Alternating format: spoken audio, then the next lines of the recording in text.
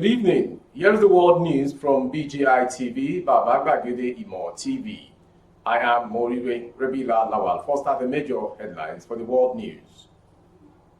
I'm unhappy youth joblessness could lead to anarchy in Nigeria, Rabiu Musa Kwankwaso. Buhari called upon to sign VGN bill before leaving office, Ongogo. Isunoa Buhari to present 19.76 trillion naira 2023 budget to NANS on Friday.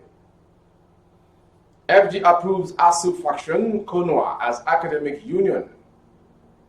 On the world news again, scores fear death in Borno as motorists climb Boko Haram IEDs.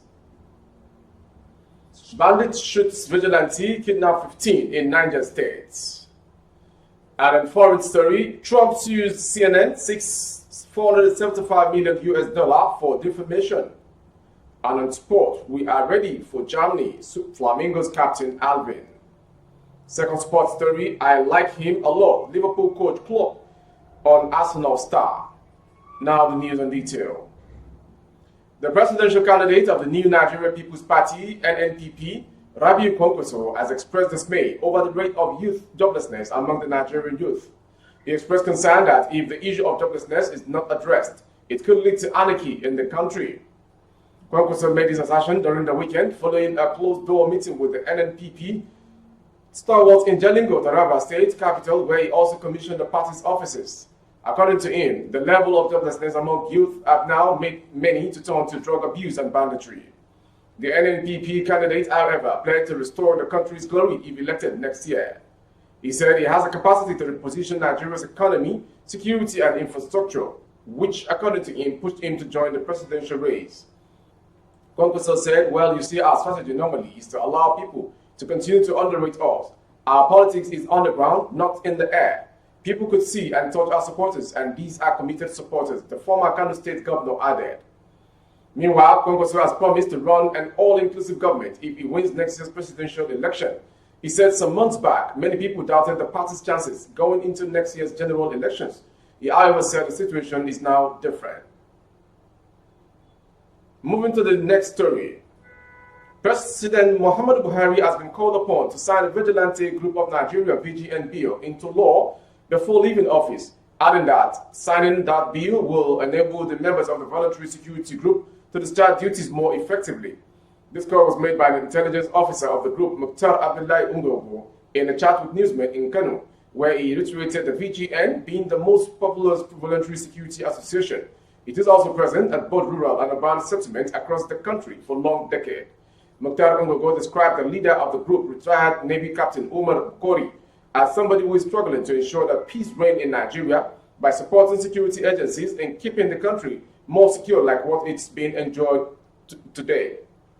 Commenting on the peaceful coexistence in Nigeria, Ungogo lamented that despite some challenges, there is improvement in our security system, and it is time for the general public to assist in exposing all activities and movements that threats security issues in the surroundings, he concluded. Moving on to the next story. President Muhammadu Buhari will present the 2023 budget to joint session of the National Assembly on Friday. The president personally wrote the letter on the budget presentation read in plenary Tuesday by the Senate President, Dr. Ahmed Ibrahim Lawan. The budget, which stands at 19.76 trillion naira, will be the last to be presented by Buhari as its tenure elapses on May 19, 2023. Lawan also announced that Mr. President would appear personally to address the joint session of the parliamentarians as against the earlier fears that there might be no space to accommodate the session due to the ongoing renovation. Ahead of Friday's budget event, security in and around the National Assembly is expected to be tightened. In case you're just joining, you are watching the world news from BGI TV. The federal government will on Tuesday present a certificate of registration to the Congress of Nigerian University Academics, a separate body of academic unions. This was revealed in an invitation sent to reporters on Tuesday by the Deputy Director of Press and Public Relations, Federal Minister of Labor and Employment, Oshundu Olajide. The invitation stated that Minister of Labor and Employment, Chris Ngige, will do the presentation at the Honorable Minister Conference Room, Federal Secretariat Phase 1, Abuja by 2 p.m. CONOA, a separate body of academic unions with a presence and a few federal universities is led by its national coordinator, Niyi Sumonu, a lecturer at the Obafemi Awolowo University, OAU, Ile-Ife.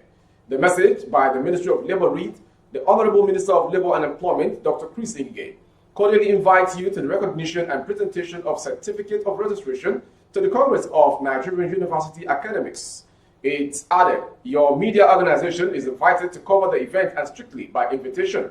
The Punch report ASU has been on strike since February 14 to press on its demands. Despite a ruling by the National Industrial Court on September 24, 2022, ordering the university to return to work, the university lecturers have remained adamant. Last week, ASU, through its lawyers, filed an appeal against the court ruling. And for the next story, as regards IEDs. Scores of motorists and travelers were found dead on Monday after stepping on improvised explosive devices, IEDs, planted by members of Boko Haram sect on the Maiduguri-Damboa-Chibok Road in Borno State. This was confirmed by the executive chairman of the council area. He added that terrorists also stormed Injilen village in Mufuntau ward of Chibok local government area of Borno State, killing 3 people. They could not, however, confirm the death of scores of motorists and travelers as a result of IED explosions, as an unconfirmed report indicated that motorists and passengers were traveling on the recently reopened Maiduguri-Damboa-Chibok Askira Uba Road when trucks carrying food stepped on IEDs planted by suspected terrorists. However, sources and residents told Vanguard that the armed insurgents stormed Injilan at about 2:34 a.m. yesterday and opened fire on fleeing residents, killing 3 people and looting shops before touching residential houses without a fight. Similarly, a passenger, Abubakar Usman, who survived the IED's explosion, said the insurgents targeted some trucks conveying foodstuff and offloaders. The chairman of Chibok local government area said he was here to get the full details of the attack. And to the next story in Niger State as regards insecurity. 15 victims have been abducted by bandits in different communities in Lapay local government area of Niger State. According to Daily Trust, bandits shot a vigilante and abducted 3 farmers in Ajiji Kakwako community. A resident, Saidu Aliyu, said the incident happened around 2 p.m. on Saturday, October 1st, 2022. Some of the farmers were harvesting and some within their Beniseeds farms when the bandits invaded the farms and kidnapped 3 of them, he explained. The vigilante on patrol were attracted by the gunshots and engaged the bandits in order to rescue the victims, but one of them was shot on the leg, he added. In a similar development, bandits attacked Angwang Yusuf in Pada community, also in Lapay LGA, and kidnapped over 12 people. A Nigerian Correctional Service officer, Ahmed Rufai Mohammed Gulu, said the attack occurred on Sunday night, October 2nd, 2022. From that story, we go to the foreign story. Former President of the United States, Donald Trump, filed a lawsuit against the cable news network CNN, Inc. for defamation on Monday. He was also seeking $475 million in retributive damages, claiming that the media giant had carried out a campaign of libel and slander against him. Reuters said Trump claims a suit that was filed in U.S. District Court in Fort Lauderdale, Florida, that CNN had used its substantial influence as a leading news organization to defeat him politically. Going to the next story, which is on sports. The Bøkø Bøkø side stepped up their preparations with a 3-1 thrashing of Galatasaray women's team on Saturday. The Nigerians on the 17 women's football team have been drawn against Germany, Chile, and New Zealand in the 2022 Under-17 FIFA Women's World Cup. They are currently in training camp in Turkey ahead of the tournament slated for India later this year. The atmosphere in the camp has been, and the trainings have been good too. There are a good side Galatasaray ladies as well, but we are better, and that is why we won the game with fine margin. We are ready for the World Cup, but we are working hard to have a good outing. We are playing Germany first, and I've watched many of the games. The coaches are working on them as well, giving us tips on how to play them and possibly defeat them, she concluded. Moving on to the next story concerning sports. Liverpool head coach Jurgen Klopp has said that he admires Arsenal captain Martin Odegaard a lot. Klopp also revealed that he previously wanted to sign Odegaard for Borussia Dortmund while managing the Bundesliga club. Odegaard was just 15 years of age at that time and eventually stayed in Norway before moving to Real Madrid in 2015. Speaking with TV2, Klopp said, as quoted by Metro, "I like him a lot. That is the easiest way at the moment, I think. It was a bit more difficult at the start of his career at Madrid. It didn't look like it would work out. He had it. I was really disappointed about that because we wanted him at Dortmund. We wanted him as well when he was very young. We had a long talk when he was a kid still, and his dad, in the end, he decided for Madrid. That's fine, he concluded. That's conclude the world news this hour from BGI TV. Before we go, some major headlines. I'm unhappy youth joblessness could lead to anarchy in Nigeria, Rabiu Musa Kwankwaso. Buhari called upon to sign VGN bill before leaving office, Odegaard. And on sports, we are ready for Germany. Flamingos captain Alvin. For more updates on YouTube, our handle is Babagede Imo TV. Kindly subscribe and click on the notification bell, select option all to access all of our broadcasts. On Facebook, Bagede Imo with Alawiye Adebayo. Please like and follow the page. On Instagram, Bagede Imo _22. For other placements of your goods and services, coverage of events and function, please dial the phone number streaming on your screen for other placements only. Thank you for watching. I am Morire Prebila Lawa. Good evening.